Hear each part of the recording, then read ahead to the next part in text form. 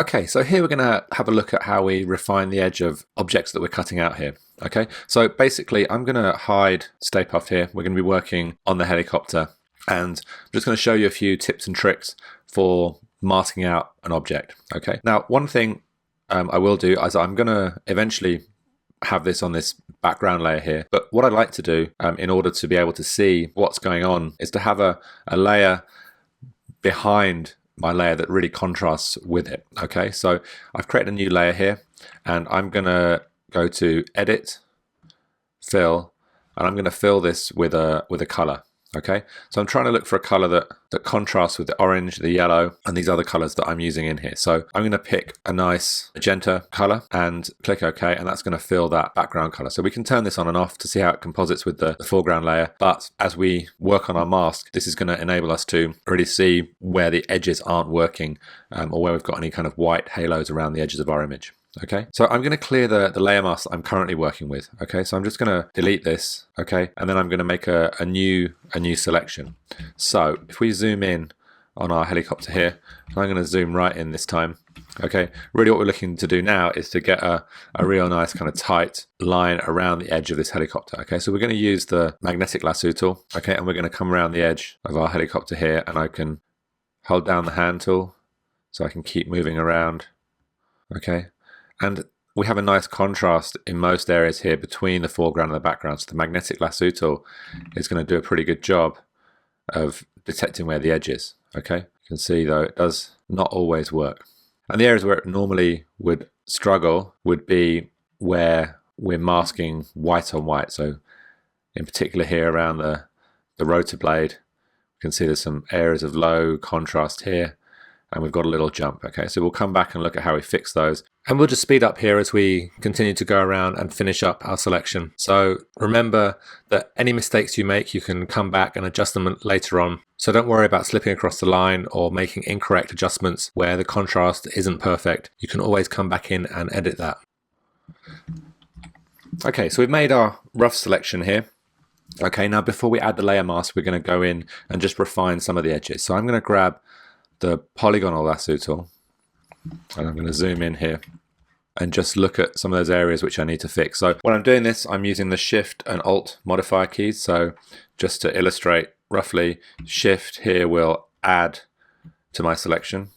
Okay, so I've added this area to my selection, and Alt will remove areas from my selection. Okay, now when I'm doing this, what I would normally do, for instance here, is start somewhere away from the edge of the selection. So I want to remove this. So Alt is the option for this one.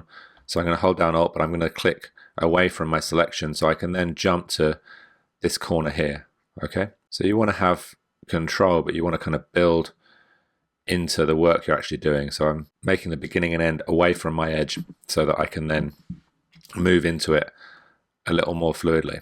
Okay, so I've got a little bit here where it hasn't caught the edge, so I'm going to add down here.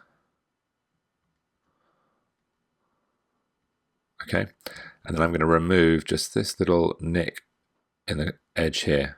Okay, and then up here we've missed the edge of the rotor blade. Your eyes sometimes better than Photoshop.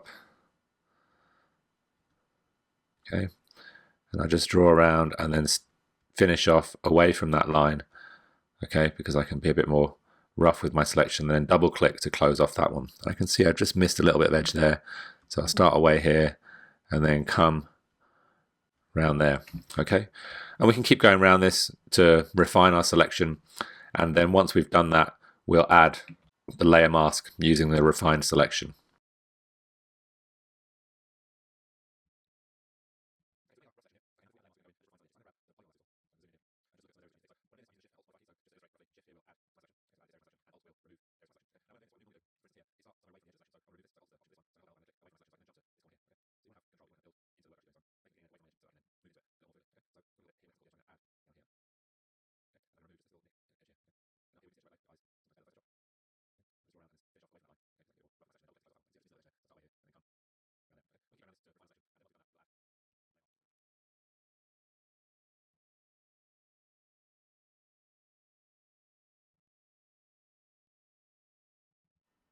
Okay, so now that we've refined our selection, we can go ahead and add our layer mask.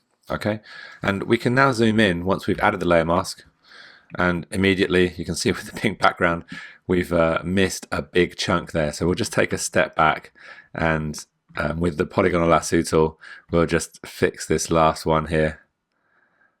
Okay, and that's why the pink background is so nice, because it really does kind of highlight what you've missed. And we'll add the layer mask again, and we've got a pretty good selection there. Okay, so one thing that we'll do now is actually, if we double click on the layer mask, you can see we've got some mask edge refinement options here. So we're going to go to refine mask edge here, and we're just going to turn on smart radius. Okay, which basically is Photoshop looking at the edge, looking at the transition between the foreground and background, and trying to refine that edge. So it will make it a bit smoother. It will do some calculations, and really you want this probably somewhere from 2 to 5 pixels at first. See how it works out, and you can see we're kind of eating away a little bit at the edge there, but overall some of it's starting to look good, and we can come back in and refine some parts of this too. So I'm just going to drop this back to 3. You can see it's keeping a bit more of the edge there. Okay, this will be smoothing out some of the edge. Okay, but also where there's white, where there's less contrast between the foreground and background, we're getting a bit of that creep into the actual image. Okay, so if we've been using a green screen or something like that, we might want to decontaminate the edges of the image. With this image, it's not too bad, and so we can just go ahead with the smart radius set to 2 and then click OK. All right, and we'll just come back in, and now with the brush tool, we just need to kind of fix up some of these edges, and we can use a mixture of the brush tool and the mask tools as well. Okay, so I'm going to grab the brush tool, okay, and I'm painting onto the mask layer here in black and white. So here you can see I want to reveal part of the layer, so I'm painting in white here.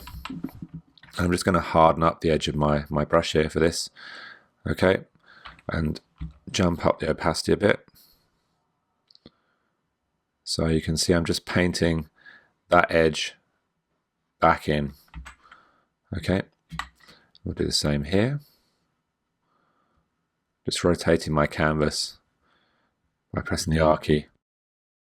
What I've often found is that when you're doing this on screen, eventually you won't see the holes, but then when you print things out, you'll see some holes that you didn't know were there. So it's always worthwhile doing a proof of your projects before you print out the final version. Okay, so we're just moving around here, tidying up mainly these rotor blades where there was a lower contrast with the image, with the brush tool using black and white, painting onto the mask layer.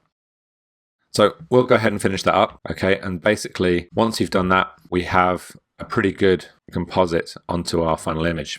Okay, the one area of the image which we haven't worked on yet is this glass area of the image, okay, which doesn't matter too much here because we have a white background, so we can get away with it. But if we bring this down, for instance, in front of the sign here, then we should have some sign flowing through to this part of the image. So the way that we can do that is by working on our mask layer. If we grab the polygonal lasso tool, okay, and we'll just come in here and we're going to basically make this grey on the mask layer, and the grey will mean that you get some of that background colour coming through, but not all of it. Okay, so it will look like a screen. So we'll select this, and then we're going to drop the opacity of our brush so that we're not painting 100%. Okay, so we can see we've got this selected, we've got our layer mask selected. We'll grab the brush tool and then we'll switch the brush tool to, let's say, 20%. We're painting inside this mask layer, so we can paint with quite a big brush. Okay, and we're painting with black. Okay, so it's already white on this layer, so we're painting black in here, and that will just gradually let some of that background layer through. I'm just going to up the opacity of this and make sure I'm painting with black, and then we'll come in here and you can see we're revealing some of that background. So we can moderate this, we can have a little less showing through or a little more, okay? But you can see now that we've begun to composite it into that image a little bit better, so it looks a little more realistic. Okay, so that's how to composite the image in, and then also how to add transparency, so levels of grey into that image mask.